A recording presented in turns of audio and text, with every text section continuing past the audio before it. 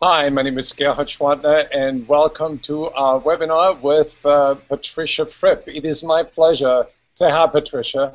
It, it is my pleasure to introduce Patricia Fripp. She is a wonderful speaker.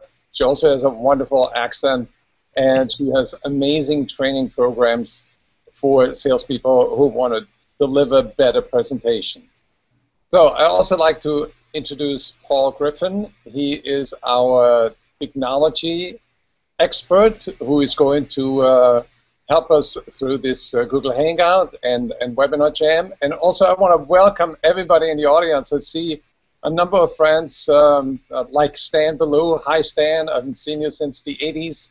And thanks for giving me a shout out here. And there are a number of people from all over the world, like somebody from Saudi Arabia. Salam alaikum. Thank you for tuning in. Patricia, tell us a little bit about what you have done over the last 3 years that makes the world a better place. Nothing like starting with a great question. My role is to transform sales presentations in the world one story, structure, and soundbite at a time. Then working with you and Lightspeed, we make it easy for people to learn this information 24/7. Is that a good enough answer to start with? I'd like to expand on that answer because I've been admiring your work as a national speaker and as a coach. And I recently had the occasion to meet with Shep Hyken, who is the president of the National Speakers Association, and he gave a presentation in Washington, D.C., and he immediately referred to you in his opening keynote saying, Patricia Fripp would probably not approve of my opening today. So you're sort of the speaking police out there to keep everybody straight and focused. But also what brought us together is your program that you have recorded on Lightspeed VT, where you truly help sales executives be better, and you've been kind enough to work with Selling Power with our Sales 2.0 conferences, where you're now coaching speakers that are on stage to deliver keynotes, and they're really, really grateful that you help them transform. So my first question is really for the audience. Paul, can we get everybody involved from the get-go? And let's do a quick poll. And when you think of your last sales presentation, were you 100% satisfied with your delivery? So let's put up this question. And Patricia, let me ask you the question. Were you 100% satisfied the last time you spoke? Well, there's a difference between the last time I spoke, as in a presentation, and that was a wild success. And then the last time I delivered a sales presentation to a prospect. And what we all have to be wise enough to remember, Gerhard, is there are really 3 presentations, or 3 sales presentations, however you look at it. There is one, the one you plan to deliver, the one you actually delivered in the moment, and then the next one when you do a review. And I think one of the biggest mistakes that many of us make is you don't review what you did. And I recommend everyone review all presentations, especially at the beginning part of their careers, and ask themselves, 1, what did I do well? Then, what might I do next time that wasn't as effective as I'd like?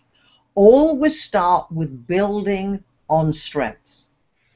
The biggest challenge I have found is that many experienced sales professionals in the companies I work with think because they're experienced, they can wing it. I recommend, however many years you've been delivering a similar presentation or for the company you've been working with, always focus on what is going to be different about the next company, the next person, the next presentation. So let's look at the results. When I look at it, we have 100% of the audience that says no. And great! Our jobs will never be done.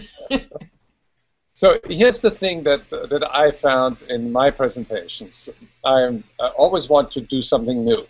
And I always want to challenge myself in doing something I've never done before. Like in the last Sales 2.0 conference, I showed video clips. And I thought, why me carrying the whole load when there's so many other bright people that I've interviewed? And I showed little clips, like a minute or two, and I felt it was good.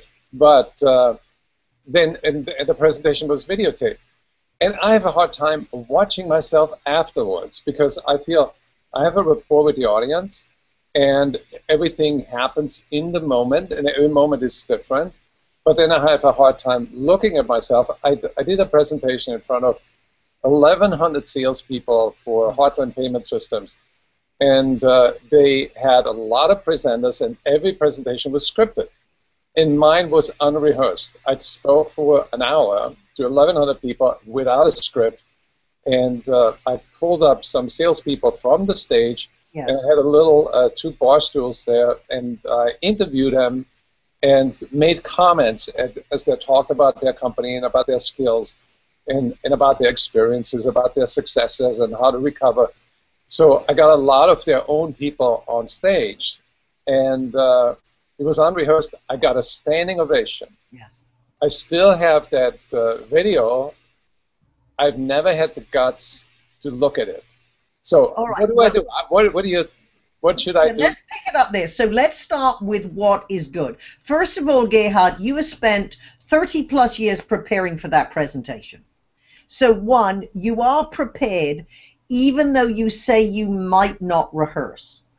What we all need to do in areas that are spontaneous like this is hold the overview in our minds.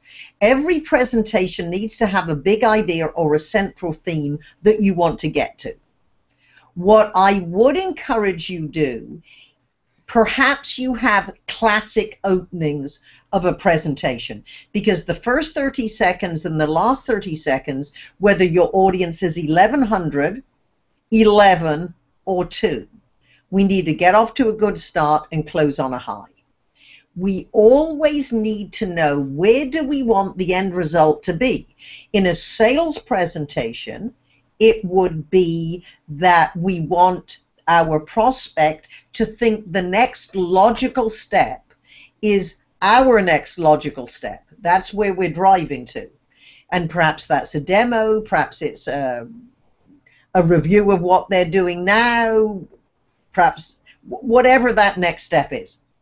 Now, for you, being experienced, you probably use an opening you've used before. I love the spontaneity to reinforce your key ideas through the audience.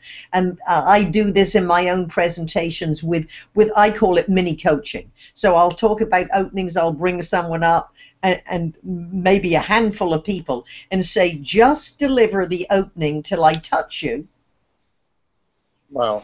And that means I can give you a suggestion on how to improve. And it usually isn't more than 1 or 2 sentences and I have a suggestion. But what we have to remember, and for anyone taking notes of any type of presentation, whether it's incorporating people, video, you're on stage, you're off the stage, you are adding variety. And the key is, the enemy of any speaker or sales professional is sameness. The audience of today, we are all stimulation junkies with short attention spans. And why you got a standing ovation was the fact that you kept everybody involved with the variety. So if we relate this to our audience who's probably tuned in for sales presentations, that would be the same with our sales conversations or presentations. We have to find ways to break up what might be a great one-way conversation with including them or showing a visual or doing something different. So let's add some variety. Another poll is, in your last presentation, did you build a compelling story? So please chime in and let us know whether you had a compelling story. How do you define a compelling story, Patricia? I believe very strongly when we do a good job, we are speaking to be remembered and repeated. As I challenge my clients and my audiences, very often we are speaking for the audience of our audience. Right. As you are working your way up to the C-level, and we all know we want to get in as high as possible, you might be speaking for influencers, especially if you're considering 6 different companies for the option they're looking for. You're one of the 6. So 6 companies are speaking to the influencers, of which perhaps 2 are going to be presented to the senior decision makers. We want our presentation to be more memorable and repeatable than our competition. So And part of that will be to paint pictures, which means the stories and examples, and they don't have to be long. So give me a quick example where you created a word picture. How do you create a word picture? All right, well, this is perfect. And let's just see, 62% said yes, they used a compelling story. 38% said no.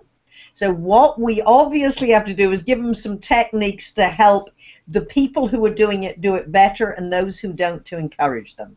So this was somebody who came to me and inquired and said, I'd like to work with you as speech coach. I went to her website, and what she said, which made me believe she'd be a very good speaker, either that whoever wrote the marketing copy, she said, we deliver with the quality of the Ritz-Carlton and the speed of FedEx. Nice. Love it. That is what I call verbal shorthand. And it's also giving more information than the amount of time that it takes. So you can paint a scene with one line with well-chosen words. And the point is, Gerhard, you need to think about these good phrases and these images, these word pictures, before you actually meet with the client. And if you I won't say accidentally, but in the creative moment, something brilliant comes out of your mouth, write down, or make a note to yourself even there, because you won't remember at the end of the meeting. Let's go back to the opening. Well, can we just finish with stories, and then we'll go to openings, because both are weak spots in most sales presentations. Right. So stories, if you can use a well-crafted story, it's almost as if you are taking your satisfied clients with you. And to do that, you need to follow a certain format. And I recommend it's the situation, solution, success. When you take one of your most satisfied clients and you want to give them as an example of how you could solve this challenge or this opportunity, you need to do it in the words of your satisfied client. So you might say, when I first met Stacy, she said, Patricia, help! We are a very sophisticated software company. We only hire individuals with at least 5 to 10 years experience in technology. We naturally assumed they could tell our company story. We had a sales meeting and everyone had to present to the senior management. And our leadership was horrified. I have been charged to scour the planet to find the best sales presentation skills training. I'm lucky you're only 38 miles from headquarters. Now that, Gerhard, is exactly what she said to me when we first spoke. And in real life, you might have 8 months of interactions with a prospect till you actually have that, this is exactly what I want, or this is how I clearly articulate my problem. Right. What we have to do in telling the story is shrink it. Then, so the secret is, Gerhard, always tell the situation, the problem that your prospect would relate to in the words of your satisfied client when they first met you. Then the solution you can say, and what we did, we used our 5-step process. And then if you were to talk to Shelley now, the success again is always in your client's words, because you as the sales professional will find it difficult to say they couldn't believe how fast we did it.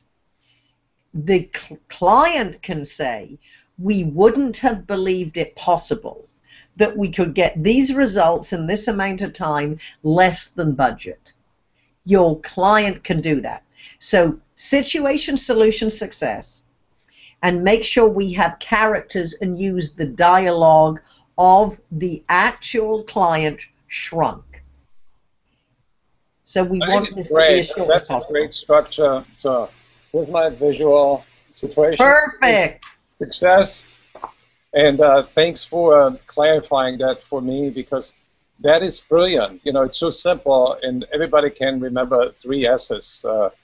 And everybody has client success stories and solutions and problems, and speak in the customer's voice for your customer. And this is what I'd recommend, Gerhard. Because in seminars and coaching sessions, people always say, well, where do we get them? I say, well, first of all, look at your marketing materials and your website. They are there. And they are probably well scripted from your marketing department anyway. Maybe you're a smaller person and you have a list of references. This is what you might want to do. At the end of a day, call 3 or 4 satisfied clients. You can call 1 a day if you like. And your goal is to be the most interesting voicemail they get the next morning. And this is what you say: Gerhard, this is Patricia Fripp. I just wanted to tell you I have never stopped telling the story about a great time we had at your conference and the enthusiasm of your sales teams. No need to reply. I just want you to know I've never forgotten you, and you're getting great results. I love your latest advertising campaign. I think it's great to use the customer as an advocate, and you are the proxy for the customer, and you create new customers by using the voice of the existing customer. I think it's brilliant. And by leaving voicemails, it's amazing how many people will call back and say, you know, we were just thinking of reordering, or, you know, we're having that same conference you spoke at. Right. Thank you. I need to backtrack because I feel we haven't completed the opening script. So why don't we present the question to the audience? Do you script exactly how you're going to plan your presentation? Let's put up that quick poll, and let's see what the audience says. I think that that preparation step is really, really important, because it sort of forms a bond with the audience, but also it's like if the first button of a shirt is wrong, all the other buttons are wrong. And you want to make sure you get that first button right. So I have another question for you while the audience is responding to this. All right. How do you stay yourself? How do you stay connected with yourself? So you are not, you know, I have a tendency to, when I go on stage, then I feel maybe I should be a different person. Maybe I should be somebody else that the audience wants, or maybe I should be another persona. And then I have to remind myself, I need to be Gerhard. I cannot fake it. And that goes back to my background as an actor, and I was trained as an actor, and then I learned how to direct, and then, you know, but there's still a tendency to sort of create some BS experience, but that's wrong. We have to be ourselves. So how do we do that? As the great philosopher Raquel Welch said, Oh, yeah. style When is she was Greek, being right? yourself. Okay. She said, style is being yourself on purpose. And when we are on stage, Gerhard, we are absolutely us. And when I say on stage, I mean in front of the prospect. It isn't necessarily on a convention stage, wherever your stage is. We want to be ourselves, however, our best selves, which means on purpose. And let's look, 35% do not script their openings, 65 do. So congratulations. And may we look at what my best recommendations are. Okay. I would like to, one, congratulate the 65%, because I have found if there is a weak part of most people's presentation or sales presentation when I first meet them, is that they haven't thought through how to open. They have a great PowerPoint. They might know exactly where they go once they get into the presentation. Let's start, Gerhard, with what you do not want to do. Okay. You do not want to say, good morning, my name is Joe Smith, and I work with the ABC company. One, because you're on their agenda, they probably know. And I'm talking at the point you've done your research, you're already in there. Even if you're walking in, you got your first appointment with no rapport, they know who they are expecting. So let's just assume this is now a stand-up presentation or a sit-down presentation. You've done some research, now you're more formally preparing to present. I would say do not introduce yourself first sentences, even if you have to. Say something about the audience. So I would say, congratulations. Now give them something they are proud of. It could be as simple as, everybody I spoke to or I met on the way to your office acknowledged me, said good morning. Obviously, you're doing a good job with your core values. They're in action. It could be their advertising campaign. It could be the love your website. Say something about them. Then, most sales professionals thank their prospect for the time. I use the approach, you're just as busy as they are. And everybody else does this. Gerhard, if we sound the same as everybody else, we have no advantage. If you're selling a solution that costs $500,000, you don't want to sound the same as someone who might be selling a copier. So I always suggest is say something about the audience, congratulations on, and then you're getting to the point of the conversation. This is not a social event. Thank you for the opportunity to discuss how our solution could help you, how the Fripp training might be your best approach to sales presenting. And then if you have to introduce yourself, especially if it's a team, then you might say and use these words. In case we haven't had the pleasure of meeting, I'm Patricia Fripp. And in my role as your sales executive, and this is subtle, you're here presenting, and I use the expression presenting rather than pitching, presenting. However, I already belong to you. I'm your sales representative. Hopefully you will treat your property better than somebody else's. So it's harder to come up with an acronym. We're like the 3 S's, but we have a C for compliment, we have a B for benefit, and then a P for personal. Yes. And as you were mentioning about being yourself, as I have said to many engineers in Silicon Valley, I've spoken to a lot of teams that were all male engineers. I acknowledge there are many female engineers, but in several groups of all male engineers, I made the comment, Some woman fell in love with you. Show the audience why. And Gerhard, whether it's presenting on stage or to a boardroom, as much as I am nitpicky about what you say and how you say it, it is much better to be personable than perfect. I think that's a very, very good advice because I think everybody struggles with perfection, whether it's perfection about your style, perfection about your words, perfection about your story, perfection about the call to action. There's so many ways, and perfectionism is really a roadblock, a major roadblock to progress. So we need to dump that.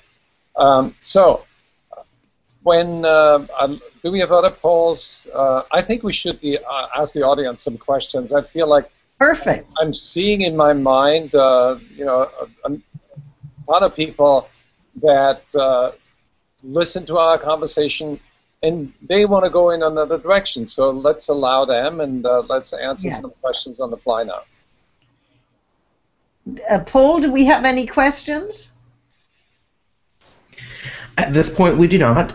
Just to remind everyone, if you would like to ask a question, to go back to the right-hand side of your screen where you voted on the poll and click the chat icon so you can put your questions in the chat and we'll answer them on the call. I have a feeling that listening to you leaves everybody speechless.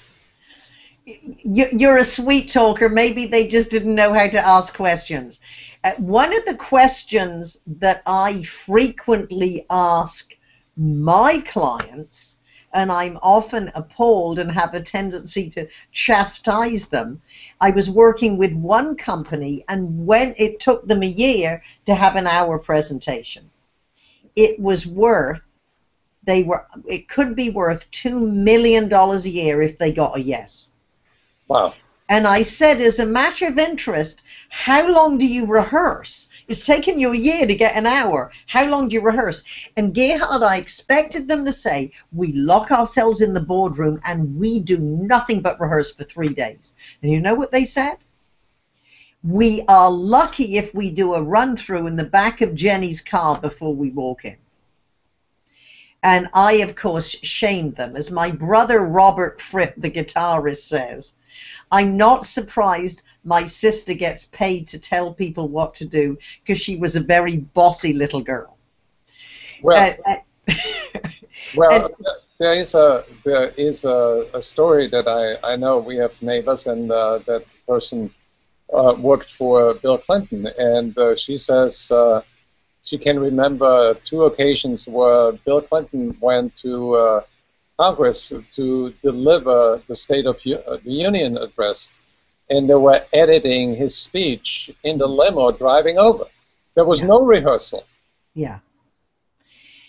Let's acknowledge, though, some individuals, because of their personality, their skill set, and the years of doing it. It's like you walking on stage saying you really didn't rehearse. You got 30 years. Clinton is one of those rare individuals who has the ability to tap into all his experience when he goes on stage. So let's talk about your teaching. You have become a speaker, and then obviously because you're so good at it, you became a teacher. And now you are making the transition from being a life coach. You create Patricia 2.0, where you move your training online, which is really cool. What kind of thinking went into that? Because that is a very bold move, in my opinion. Well, Gerhard, as you know, in all industries, especially in the training, speaking, consulting, and coaching, we have to listen to what our clients want.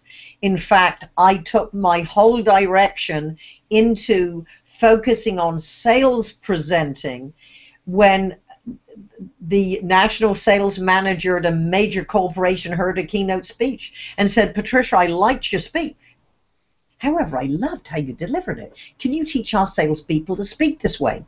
Because it takes us a year to be in a position to give an hour presentation. It's worth $9 million a year if we get the business, and we're losing, and it has nothing to do with our offering our price. The presentation skills of our competitors are better than ours. So that piece of advice, Gerhard, I'm not the smartest person in the world, but I heard that, and little did I know that woman was going to put me in a direction that no matter what the economy was, I would be in demand. And so then again, listening to clients, we all know companies are national, international. It's so expensive to get people together for training. Right. And even when they do, they want to maximize the investment. So what is the question they always ask us? How are we going to reinforce this? So with our virtual platforms, people can, one, use the interactive, self-directed, learn at your own pace, 24/7, instead of in-person training, in preparation for in-person training, or as follow-up. It's a very important aspect. Also, with budgets, it isn't always the training is not the important, the big ticket item. It's actually getting people to a location. So listening to clients, they want high quality training that increases the quality of the training but decreases the investment in the training budget. And that is interactive virtual training, which you have honored me by putting mine in your Selling Power University. And I can happily share my screen if you like. With the magic of technology, and we have to remember we do have to then answer some of the questions that we asked people to submit. So are you I don't see you yet, Gerhard, so it's the little green, there we are. Your value, so here you are. Every day you sell yourself, your ideas, your value, your point of view. Conversation and presentation is a missed or captured opportunity. That is. If you sound the same as everybody else, you have no advantage. This course is looking at what you are learning about effective presentations, specifically as it relates to the sales process.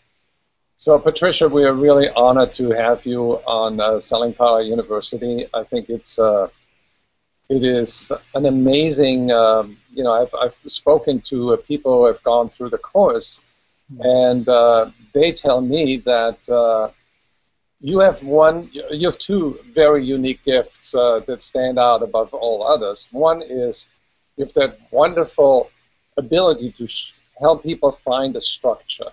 So you're very, almost very Germanic, but at the same time, you have the ability to frame your message in a way where it's not threatening. You know, you're not the French teacher I had in school where, you know, she hit you when you made a mistake.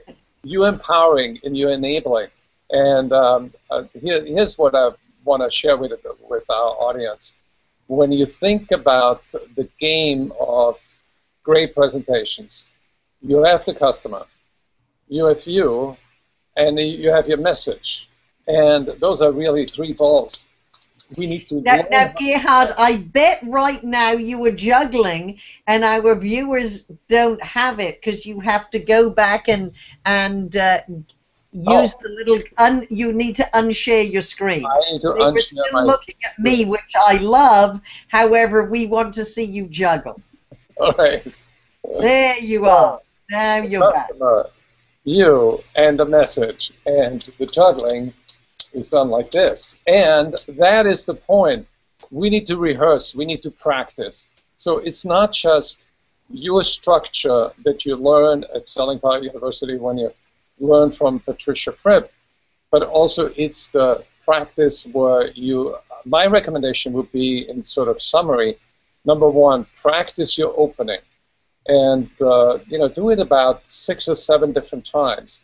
And then use an iPhone and record it, so you, when you drive, you can, you know, maybe re-record if you're stuck in traffic somewhere. then, or if you're in a waiting room, you look at your openings and try to make them better. And then you have the second S. You think about the story, and it's not just the structure, but also the drill. Does that make sense? Yes, it does. And so certainly we need to script our opening to rehearse. We have to have a very clear, logical, simple structure based around what our prospects are interested in. We have to have stories, which are situation, solution, success, used in the words of our clients. And Paul, do we have any questions that we should answer? We don't want to we have our wonderful audience. 10 questions here. Absolutely. The first two questions actually go together. Yes. They're from Roger and Bart.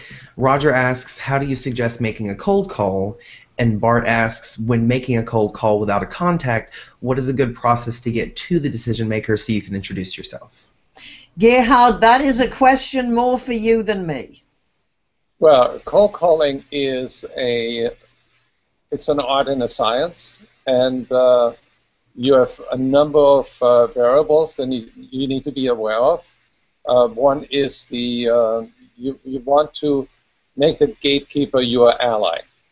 So, for example, let's say I want to get through Patricia, and I have Paul as the assistant. I would say something to the effect,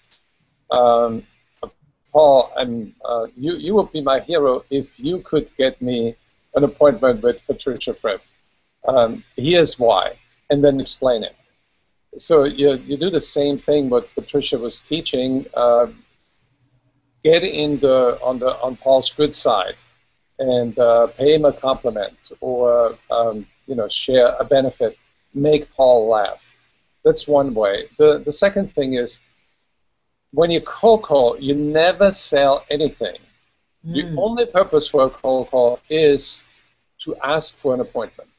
So you want to introduce yourself, and you just explain the call purpose, which is I'm trying to find out whether there would be a good fit for our companies to work together. When would you have some time? And then you use the alternative question. You want to meet on Tuesday morning or on Thursday afternoon?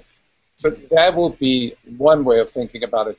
Also, there is on Selling Power University, there is a free program by the Blitzmaster, by Andrea Sittig-Ralph, and she has all the answers for you. All you need to do is go to Selling Power University, log in, and get the free training. So you can look for that while you're looking for mine. That's right, exactly. And don't miss Patricia's Fripp training, because it's the best. All right, Paul, do we have other questions? Absolutely. The next question is from Christopher. He asks, how do you actually go about prospects who show interest in your product but finds you pricing higher than your competitors? Wow, that's a wonderful question.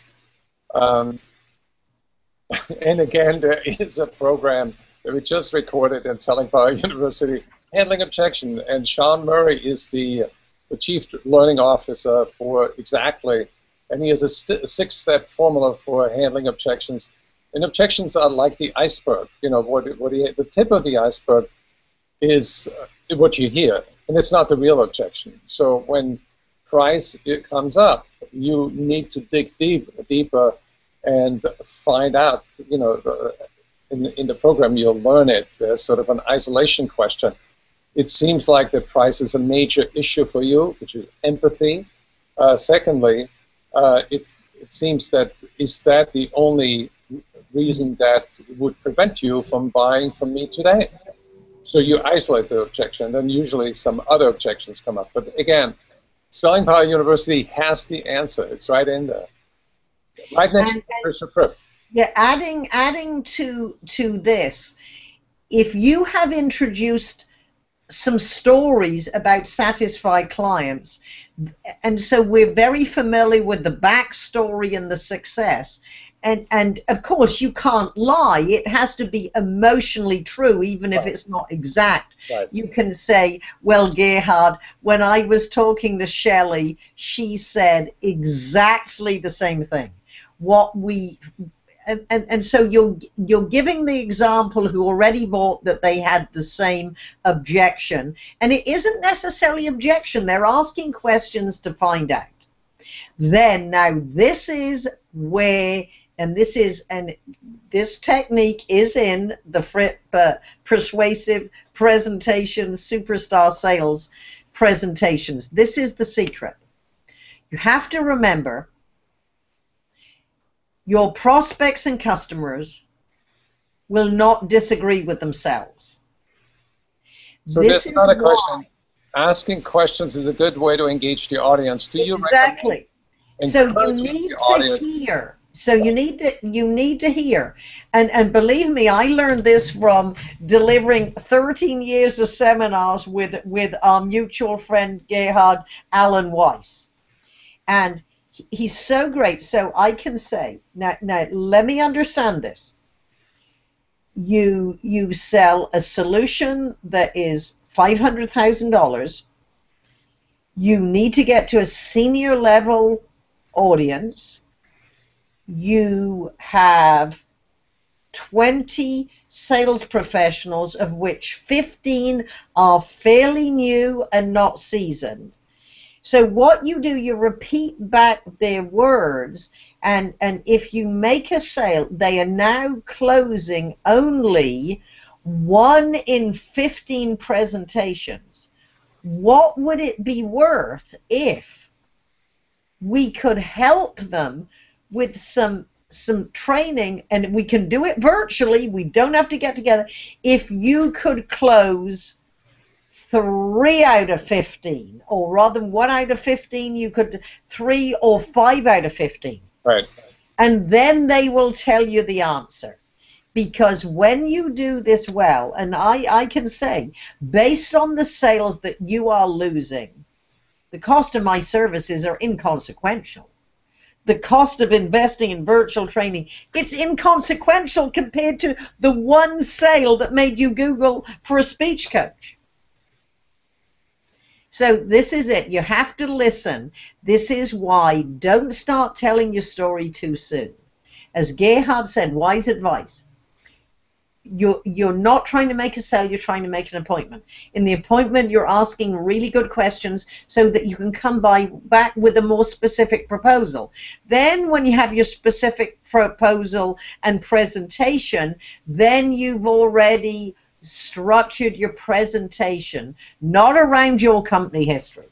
I like to say, if the prospect is saying yes and they don't know how long you've been in business, does it matter? You give all your proof and evidence and examples while you're focusing around a structure, focused on what they're interested in. It's not about you, it's all about the customer. Quick question that I see here is, yes? How important is it to get close to the audience physically, as I've seen some speakers do that? Is that a good idea? Yes, and if you're on stage and you have a fairly large audience, it's fine to go down into the audience if you are IMAG'd, and it's good to let the people who are running the cameras know what you're going to do. Right. Find out where is the lighting. Is there one side better than the other? However, what I'm going to recommend you do is certainly stand, and with the power of your words and your energy and your eye contact, you bring the audience to you. Got it. It's good. So another quick question. When you're giving a technical presentation, Tom is asking, how do you suggest responding to questions beyond your technical knowledge? Good question. Well, never lie and just say, just tell them, thank you for their interest in going deeper than this presentation was designed to be, and would you like us to bring Paul, our technical expert, to the next presentation?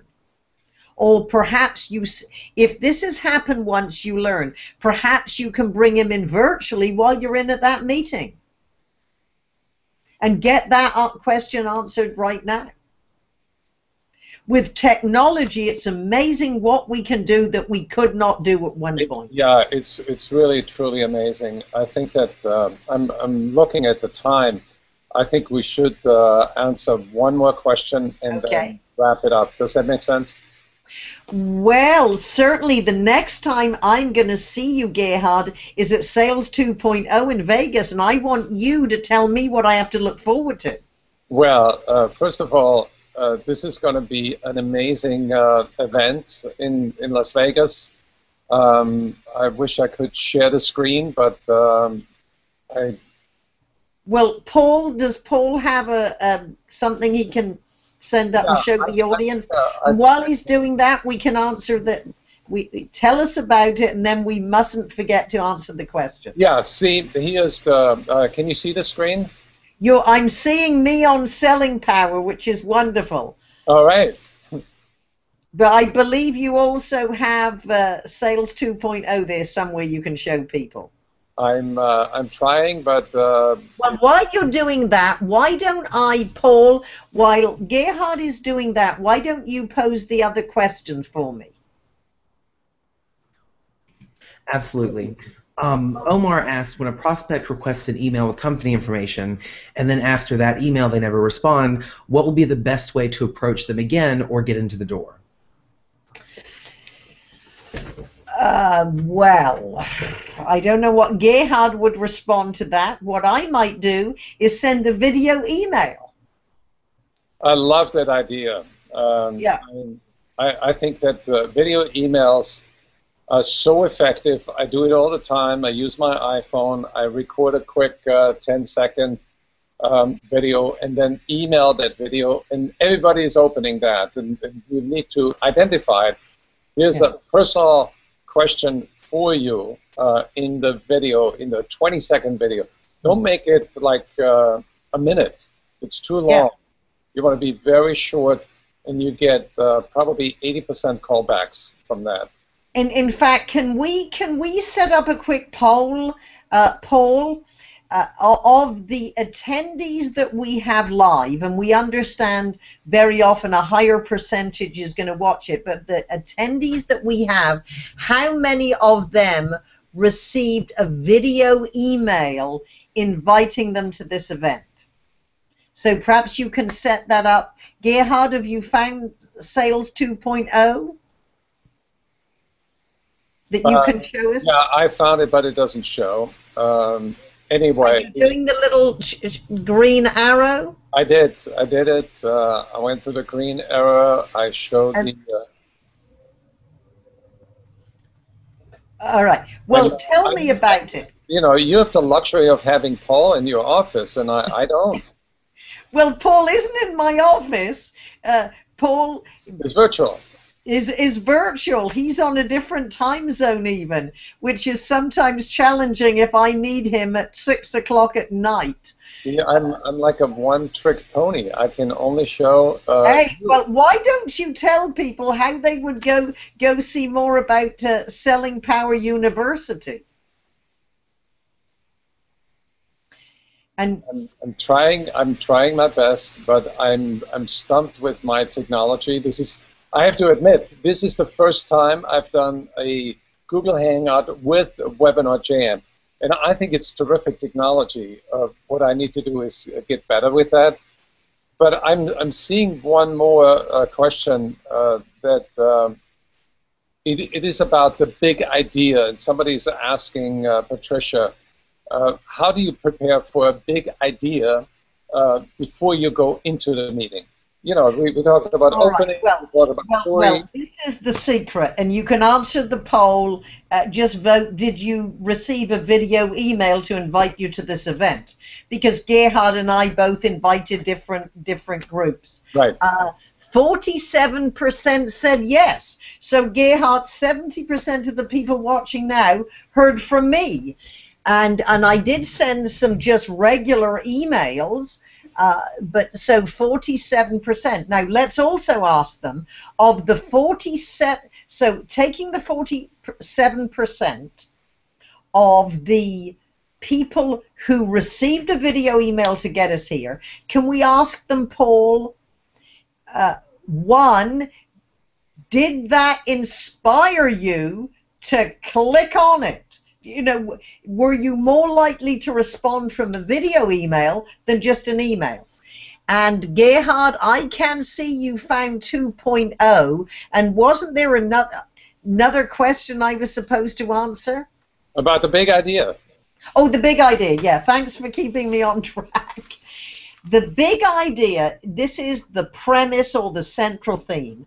And for any sales presentation, your big idea is that your company, Mr. Ms. Prospect, will be better off doing business with our company.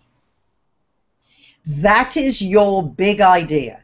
And every part of your presentation, you have to ask yourself, are you serving the client well enough and giving enough proof and evidence that they have the comfort of knowing they need to take your relation to the next level?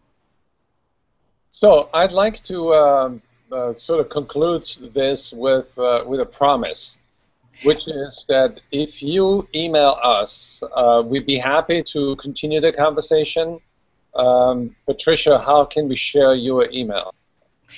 Certainly, if they just email me at pfripp@fripp.com, and what we can, and certainly, and I want to know, oh yeah, 43% said they are more likely to open an email, or they were inspired to join us because it was a video invite.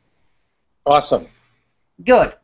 So certainly, and Gerhard, I know we both have lots of travel. However, we would do this again in November, wouldn't we, for anyone who wanted? Oh, absolutely. I think this is a subject that we are recording this, so we are going to create a little, shorter video. We were on this Hangout for about 15 minutes, and I think we can edit this down to about 10 minutes.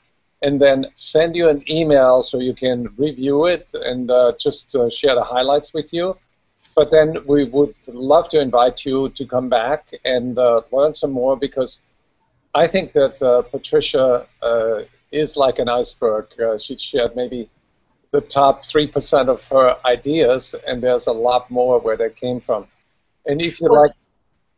Well, sorry, Gerhard. Well, what we have to remind everyone that when you register with Webinar Jam, the fact that you registered for this, whether you were live or not, you will get the whole raw, unedited, make mistakes, start sentences, don't finish. You have the live link will be sent to you. And we have no problem if you share the link with any of your other friends. And that's if you were on any of our lists, we will mail again. And I know, Gerhard, with the magic of your technology, you will take it and do an edited version that you will put in Selling Power University. So what would be the link that they would go to find that?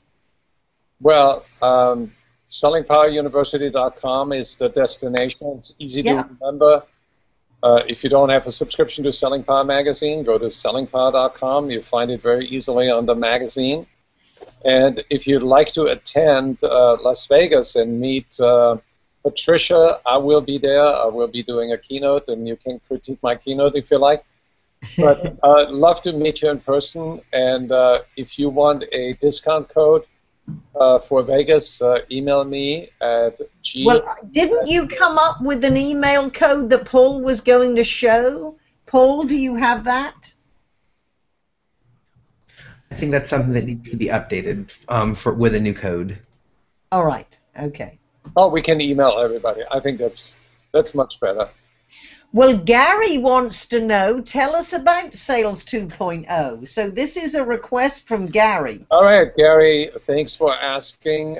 Essentially, we have a one-day event where we have top speakers who talk about how sales organizations can transform their digital footprint and move into the 21st century by aligning people, process, and technology in a way that it optimizes the sales organization. And it is amazing the conversations that take place. People leave with 20 pages of notes. They call into their organizations and make changes on the fly. In the last conference, there were two very, very interesting people that had so many conversations that both decided independently to write a book about what they're passionate about. One was Keith Eads. He has written a book on the collaborative sale, where he said the world has changed. We need to change our sales process. And the other one was Jenny Dearborn with SAP, and she is coming out with a book in December on big data, on how to incorporate that into the sales process. So it's really a challenging environment where you can contribute ideas and you walk away with a lot of ideas. You get exposure to like 15 top-level sponsors, so you can review the technology landscape and get the best of the best. You're going to meet with about 15 top speakers, and Patricia is coaching some of them. And you meet with about 220 sales leaders that have similar aspirations as you do and similar challenges as you. So my conviction is that this is a marketplace for ideas that can help you grow. Perfect. Well, Gerhard, I'm always a great believer that your last words linger. So if I may deliver mine, and then you as the host can deliver yours, and I would challenge everyone to remember that all learning needs repetition and reinforcement. And interactive virtual training is the only way that you can do that frequently and easily. So my last word is that learning is directly related to earning, and that's why we have created Selling Power University, and you can learn there how to be better, how to learn more, and how to earn more. Thank you, Patricia, and thank you. Thank you, Gerhard. Thank you to our audience, and thank you to Paul. Thanks, everybody. Have a wonderful day.